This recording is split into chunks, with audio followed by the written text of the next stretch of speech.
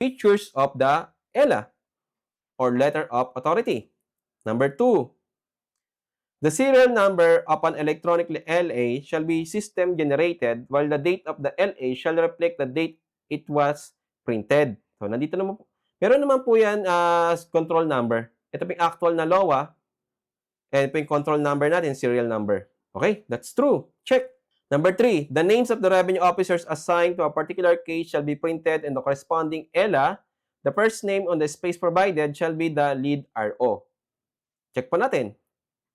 Ito po yung RO, ito po yung GS. Ang tawag po sa kanila ay revenue officer. Tapos yung first RO daw na mention, siya yung leading RO. Check. Number 4, the tax types and taxable period to be covered by the audit shall be reflected in the electronic letter of authority. So, nandito yung tax types natin, pati yung covered period, 2016 to.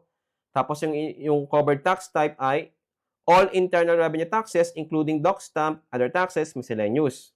Tapos, number 5, the basis. Pakigiwitan nyo yun, ha? For the audit, regular audit program, special audit, etc. shall be indicated in the LA. Pag sinabi pong shall sa batas, ibig sabihin po niyan ay mandatory yan. Kung titignan niyo po yung LOA na nare-receive ng mga taxpayer, wala po dito yung basis ng audit. Hindi po basis yung pursuant to Section 6A and Section 10C.